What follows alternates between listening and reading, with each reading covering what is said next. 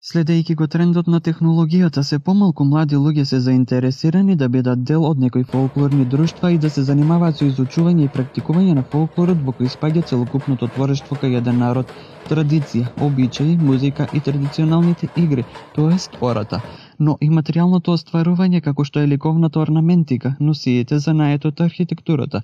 Во разговорот со тетка Стојка Милчевска се задржавме на коланот кој е неопходен елемент од изворната остоговска носија и како се изработува истиот. Која е вашата мотивација за се уште правите вакви ретки колани кои се неизоставен дел од изворната остоговска носија?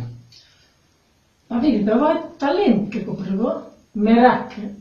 Ја тоа не можам и со од мали нозе тоа си го правам. И си носам. По манастирите одам си носам. И да ме влече, едноставно ме влече и си правам. Да се задржиме на коланите кои што се неизоставен дел од остоговските носи, кои се мотивите, тоест кој е дизајнот на самите колани, што се везе на нив? Они не се везат, се плетат, се нижат и се плетат.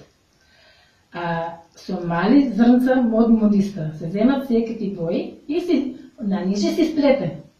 Откако се сплете, на носијата е тоа како шлак на торта, што се стави, се филува, убаво да стави. Исто и колано, кога се се дотераш, најпосле и колано кога ти го ставиш, отвара некоја носија, та убава да биде. И това е традиционално, мора да го имаш на носијата. Ако го нема колано, значи не е комплетна носијата. Да, ако го колано нема, не е комплетна носијата и не е добро, не е убав.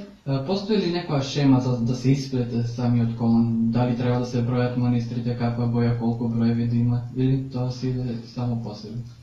Зависи какав ќе е колано. Ја кога ги плета по 27.000 зрна одат. 27.000, од еден ред јас кога го изброја, а знам колку реда се ги помножа, 27.000 зрна одат у еден колан. Кои бои се најчесто застапени? Мислам дека се црвената, зелената и плавата. Да, па црвена, зелена, плава, бела, без бела не може. Бела секако мора да има, тоа е полето на колано. И тие се бои стават највише. Жута, црна, бела, кој каква си боја повише, обича така да си став. Колку време е потребно за изработка на тој колон и дали се вреднува трудот од страна на оние кои што ги нарачуваат? Иако се ретки, но сепак ги има обично тие што се во диаспората сакаат да ја зачуваат својата традиција, па си порачуваат за да имаат во своите домови. Кај што си заработува еден колан, ќе го правиш, зависи од работа, ако немаш друго работа, само да се посветиш на колано, за 20 дена ќе го направиш. Ако нешто друго работиш, месец дена не ти бега, еден колан ти го изработуваш. А за да го продадеш, не е сплатливо, не се цени тоа у нашата држава толку многу да го плати. Странци кога ќе дојдат, они го ценат тоа, по-скапа тоа, само да го погодиш, а тука не си сплати да го продадеш. Да си го направиш за своја душа само. Која е вашата порака за младите? Потребно ли е да бидат дел од некој културно-уметничко друштво или пак фолклорен ансамбл? И кои се вашите искуства досега со фолклорот? Моите искуства са досега, јас 18 години у фолклорна група, културно-уметничко друштво ода. Не ми многу и препорачувам на младите. Има и млади сега одат, али потешко го тоа изработуват. Не, тој е интересот, како што беше на времето. Да. На времето имало по 120, 150 дечиња, сега 20, 30 се собираат. Точно е тоа. И не го изработат, инаки више младите не го изработуват. Се што ќе има преку културно-уметничкото друштво, тамо ќе се даде, се накитат, се носи.